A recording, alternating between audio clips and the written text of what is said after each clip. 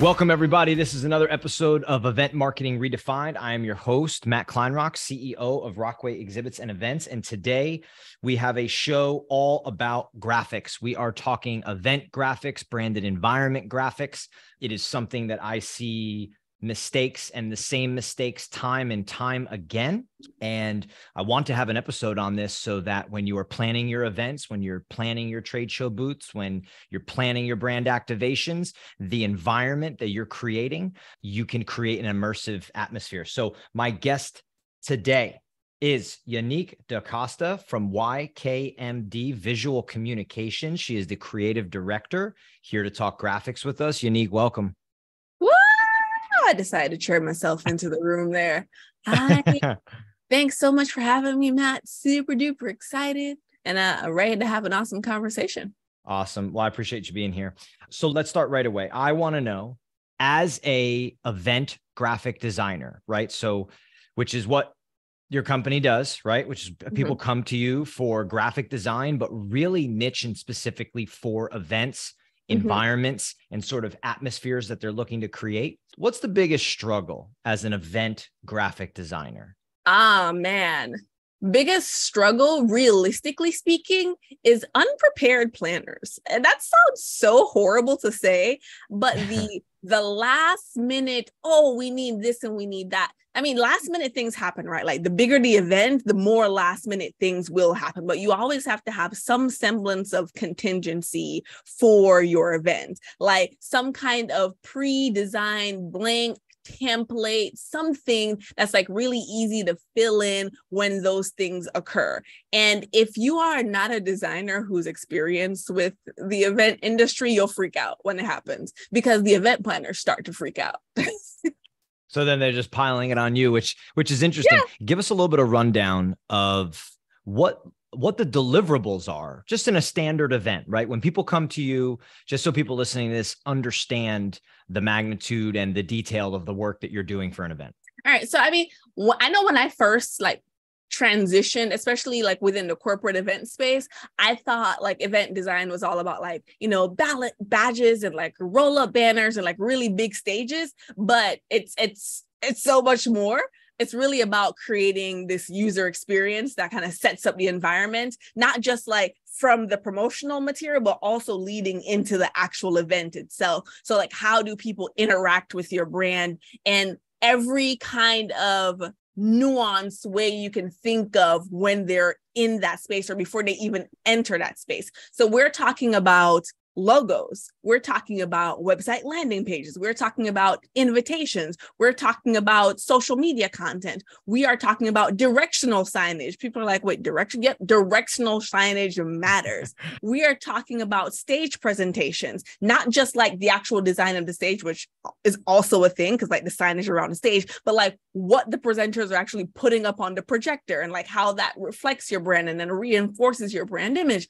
Even like whatever souvenir they're leaving with has to kind of tie into that. So, I mean, God forbid, like you decide to give them a t-shirt. There's nothing wrong with t-shirts. I don't know why I phrased that like that. But if your t-shirt is just going to say help, help needs to be something that was constantly reinforced at your event. The word help, like it all needs to like actually tie in. So I guess the other part is to like the theme. So there are a lot of collateral pieces, and all of those collateral pieces are going to vary based on where the event is. Is it indoor? Is it outdoor? What kind of event is it? An active event, like something for like yoga or like people in fitness? Or is it something for people in like finance? Or is it something for people in tech who like gadgets? So it's actually a pretty nuanced list, but I think I covered all the general basics. And then tied into those basics, you kind of have to understand the colors that make the most sense. So, putting together some kind of color palette that ties back to either the theme of the event, the brand of the brand of like the actual person hosting the event, because then you have companies that host the event who want to tie that back to their brand that separates it from the actual theme. Kind of making sure that your telling a really great story with all these different pieces and how they're connecting, and then making sure they're consistent, and then making sure that you have all the assets that the actual printers and producers actually need. So the right, dimensions, sizes, all of those things, the right specs for the things that you're going to publish, or I say publish because it's like more like produce, but like printing, digital, whatever the case may be. And yeah, that's all the things. So you're saying it's really simple and it's really easy. If you write it all down in theory, I think right? That was a cool rundown, because I think what's interesting is, people can think different things when you're talking graphic design and bringing together an event. But like what I hear you saying is collateral, right? Campaign and marketing, and then environment.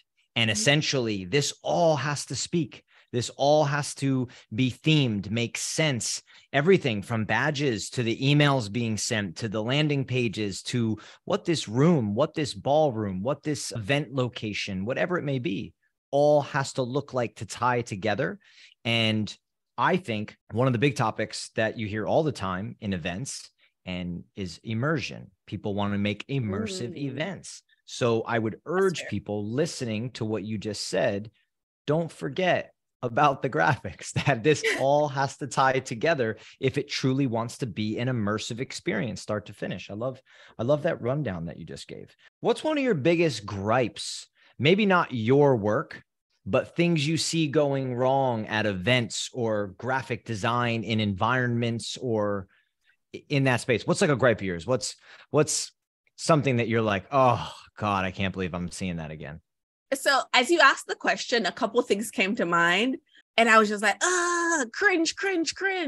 But the thing that I feel like hits the heart the most is spaces, booths, or backdrops that are overwhelmed with copy. It literally kills me. There's some instances where a company, I may have worked for one of them once upon a time, will put together a trade show booth, right? And it's not even some small booth. Let's say it's like a, I don't know, 30 by 30 foot booth space. So like this thing is massive. Yeah, it's good size. Yeah. And instead of focusing on a singular message that creates curiosity, provokes thought, initiates action, they are putting all of the features, all of the list of products onto the backdrop. And then they want to add in the website. The website is somewhere there on the ground where no one can see it from a distance anyway. And they think they did a good job. And you know what? And then when they leave the trade show or the event space, whatever it is, I'm going with trade show, they're trying to understand, they're like, oh, I don't know if the trade show was actually worth it, because we only got, 20 good leads. We did like a raffle and 200 people entered, but only 20 of them were qualified buyers, and they didn't even really knew what we did. And then we had to explain it to them all over. So you're paying a lot of money to go to a trade show to collect phone numbers. You can do that from LinkedIn. Relax. Yeah. I want to go back to what you said just previously. I think, and if I botch it, let me know, but I thought it's important. You talked about when creating graphics in a trade show booth, or you're using that as an example, something that will promote curiosity, right? Promote thought. And I think you said provoke action. Those three things, right? Thought, curiosity, and action. I love that. I think that is such a good benchmark for somebody when you're creating graphics, or whether you're the event marketer leading it and having somebody on your team create it. You're looking at your graphics and you're thinking to yourself, does this create thought? Does it promote curiosity? Does it provoke action? And I mean, get rid of the long-winded copy. Just stop telling everybody your whole life story and everything you sell and offer and do in 6 different panels. I mean, it drives me nuts too. I'm glad you brought it up, because it drives me nuts all the time. I mean, literally drives me nuts. And I mean, I want you and everyone listening to close their eyes at this point and picture in their mind's eye a backdrop with about 3 paragraphs on there from top to bottom, all the information that anyone needs to know about your business.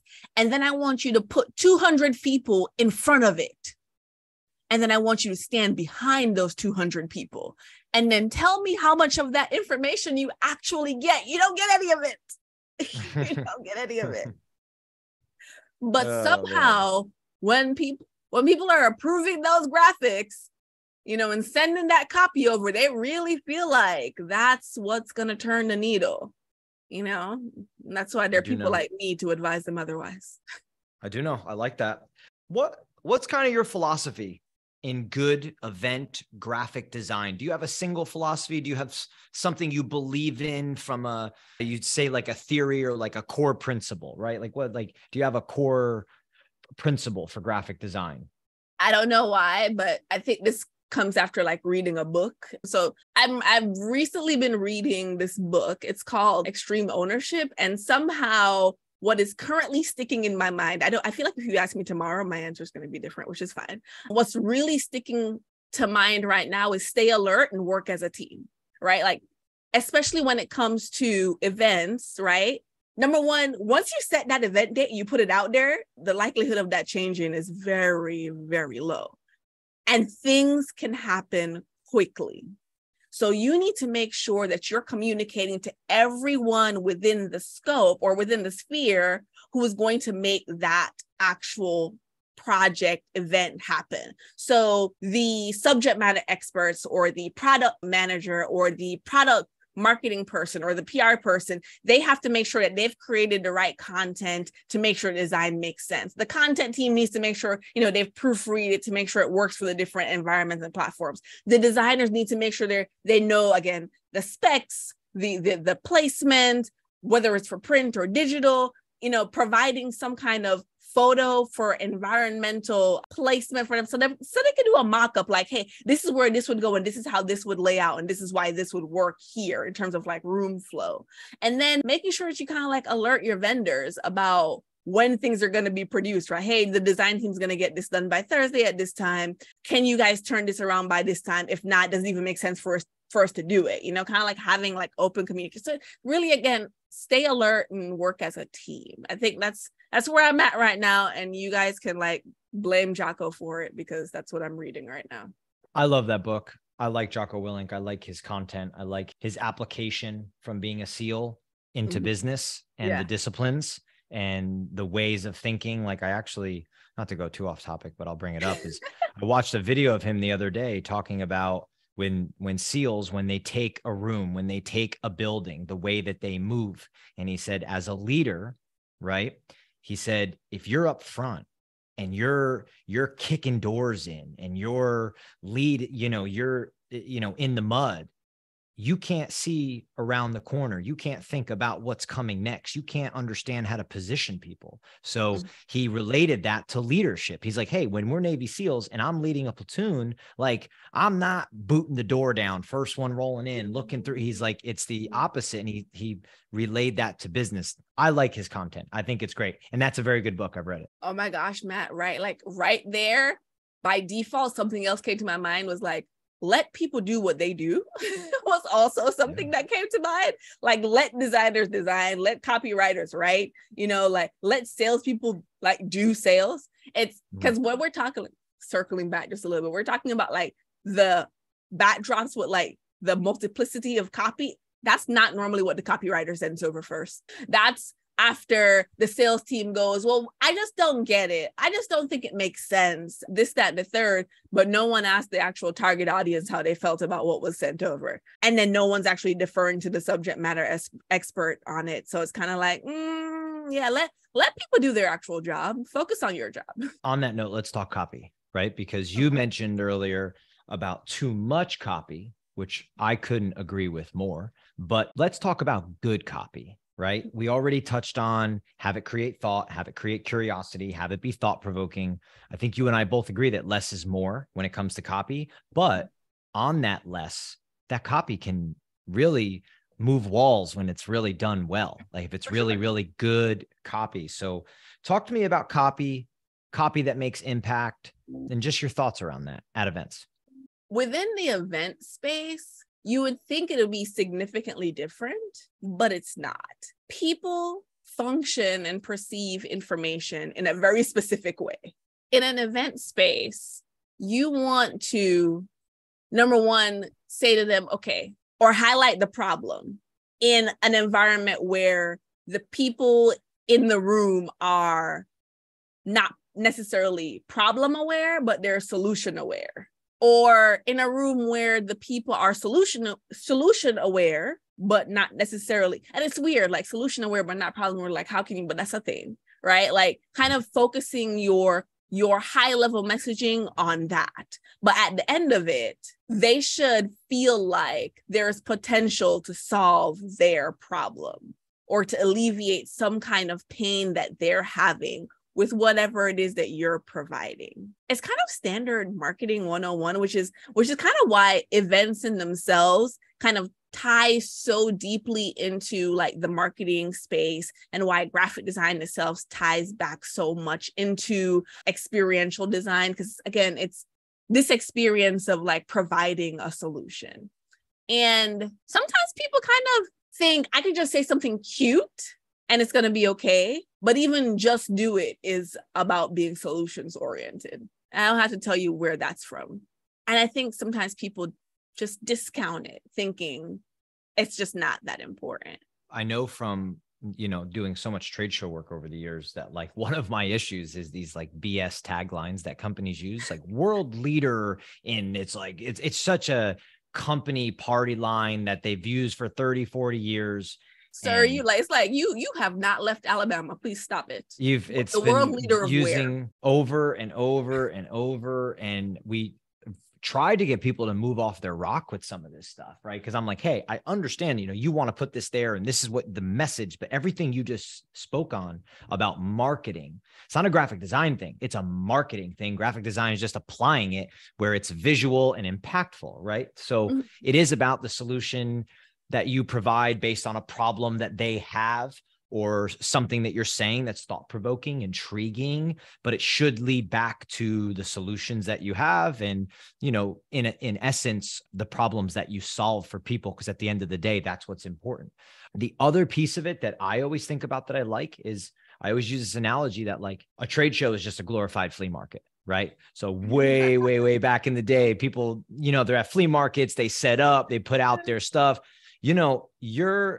If you're selling watermelons at the flea market, you're competing with somebody else selling watermelons. You know what I mean? So it's a real basic example, or the person selling baskets, but a trade show is the same thing. If you do hip replacement product, whatever, there's someone else doing hip replacement product. So how are you going to position yourself to the customer when I'm standing at a trade show aisle and it's like, X company hip replacement, world leader in hip replacement, X company, world leader hip replacement. It's like, hey, position yourself, differentiate. Yeah, exactly. So I think that's really big when it comes to messaging. There is juice in the unique selling proposition. And the unique selling proposition is really just like that thing that really makes you special. You continuing to be the ultimate, you being the best is like, we don't care. I know I don't. Like, we don't care. Although ignore the fact that we don't, because I'm probably not even your target audience. So just ignore me. But like, they don't care, right? Like, what do you do that significantly differentiates you from all the other people providing the same solution or the same end result, right? Like how is your process different, right? And I'm trying to remember what company it was, but it was really funny. I'll just like speak in like a broader framework of it. There's a whiskey company that they have this whiskey, and someone's like they go on this tour of the factory, and they give them the rundown of the product, and they're like, well, what are you doing over there? And they're like, oh, we sterilize the bottles and put them through like UV light to make sure that we maintain the quality of the whiskey when it goes into the bottle. And so someone goes, well, why don't you tell anyone about that? And they go, well, everybody does this. And then he goes, but no one tells anybody that they do this. So now you have to tell everybody that you do this thing, because that's the only thing that no one's saying. Everybody else is saying the ultimate whiskey, the best whiskey in the world, the best whiskey in the United States. You're going to be like, sterilize whiskey bottles to maintain purity. That's your unique selling proposition, as opposed to it just being the best whiskey in the world. I hope that like was like an example that landed. I had a guest on my live show. It was actually yesterday. Dan Gingiss, he wrote a book called The Experience Maker. And he was in leadership with like Humana, McDonald's, Discover Card, like all these different things. And he's interesting. He has a really cool idea on customer experience in a lot of ways. And one of the things he talks about is copy. And he talks about like billboard signs. And in his book, he has all these pictures of like small businesses or big businesses that have signs outside of their restaurants or their buildings with these funny things that they write, or these clever. And he uses the term clever. And I think that's what you're getting to, is like, just do it.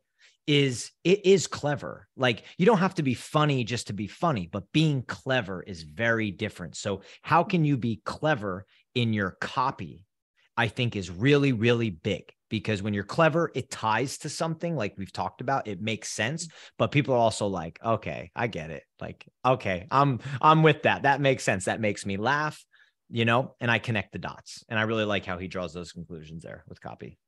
Yeah, for sure. There's something else that kind of comes to mind. Having your copy really focus on being emotionally jerking, which is kind of like annoying almost, but like it's a thing. So maybe and I guess I'll speak about my TA, right? For like event marketers, their biggest pain point is getting people in the door. So I'd probably ask them things like, need sold out events? How can I help you? Like really like stressed out about sold out events, or stressed out about your event attendance, like really like leaning in there a bit. Or if I'm talking about a different TA of mine, sorry, TA is target audience. If I'm talking about event planners, right, it might mean tired of last minute graphics not with fitting, or tired of your graphic designer ghosting you kind of thing. So yeah, I like that. Those are really good examples. One thing I want to talk about is this idea of environment versus graphics. Because I think sometimes when people say graphic design, they tie, it's like a graphic, a single graphic. But when you're doing actual physical graphic design for an event, it becomes an environment. It's not just panel A, panel B. It's the same for a trade show booth. And I find a lot of people get lost in designing panel by panel, section by section, rather than designing as an entire environment and then creating from there. And the term I like to tell people is it's really visual storytelling is what you're trying to do, not a single panel storytelling. Yeah, that's what it is. What are your thoughts on the physical spaces when people have an event, a trade show booth, an activation, whatever it may be, kind of starting from scratch? Or like, where do you start? Where do you begin? Oh, so I have a twofold, right? So I think it's really important to get a general understanding of the space. So whether that's through a video recording from the event planner, or, maybe doing a site visit, or photographs of the space, or some kind of site map in terms of like, how's the space laid out? Mm-hmm. That's kind of like where you need to start. And then you need to identify, where are people coming in and then where are they leaving? Where are they going to congregate, right? Where are they going to actually, where is the focal point of the event going to be? So those are the three things: enter, exit, focal point. And then, then there are bathrooms, but that's another thing altogether. And not that they're not important, because it'll be important. What is it that you want people to feel, experience at this event from the onset? So the minute they're leaving, and then, the minute they're coming in, and then once they get in there, what do you want them to do? Then when they're leaving, how do you want them to feel? And maybe there is also a what do you want them to do upon leaving? So after identifying like what that environment is and what objectives you want your actual attendees to hit, then you can start putting together the visuals, the messaging, to kind of create an environment that fosters the behavior that you're looking for. So if you want everyone to go to their seats and sit down, then you probably shouldn't have like an entrance way of like display tables of vendors, and that's not going to get them to go to their seat and sit down, if that's what you want them to do as soon as they walk through the door, right? Like, Maybe you want to design some kind of tunnelway with some panels of, PVC that have graphics that have arrows all pointing forward, that maybe they just say, follow here or go here, and it leads them to the registration table. Then the registration person says, okay, the event will start over there. You can find everything you need in that room. Like, understanding what you want them to do when they get there. Then once they get there, right, like, how do you want them to feel? And it might be like a combination of not just like the graphics, but like the lighting and how the lighting is hitting the graphics, maybe the kind of colors that you're using in tandem with like the AV system. Then what kind of smells are they experiencing? Because I mean, if you put the entrance next to the garbage bin, it might not go so well, right? Like, so kind of understanding what you want them to do and then designing the environment to foster that kind of behavior is really the key thing. And I don't want to say that that's too far off from creating the promotional graphics, because the promotional graphics at the end of the day is meant to encourage those desired attendees to take a very specific action, which is purchase a ticket, RSVP, show up to the event, and then be engaged when they get there. That was really good. Cool. You talked about fostering behavior, right? So you're saying, okay, this is what we want people to do. This is the experience that we're looking for them to have. So now we have to create around that. And I think, I forget how you phrased it in the very beginning when you were going, but I love that thought. I love that notion. I love everything that you stepped through there, that you're thinking about to make sure that everything comes to life the way you're wanting it to, so that that user experience is really, really high end and felt by the person that's there. What should event marketers consider when they're looking for graphic designers to work on their event or trade show? How do they qualify these people? How do they know if they're going to be good? Because a lot of people, hey, I'm a graphic designer. You could find somebody on Fiverr. You can find there is people, 1099 graphic designers. There is one, under every park bench, right? You can find them anywhere. So how does an event marketer, event planner, how do they find the right one? Oh my gosh. That I feel like that was a loaded question. Like, I'm not even prepared. So first of all, I have sat in rooms interviewing people within corporate America, and people have presented their portfolio with my work in it. And I love that for me. I really do. Like, it allowed me to have such a traumatic experience in the work environment while I'm interviewing people to then work on my team, that I became maybe a little too obsessive with like portfolio reviews and the interview process.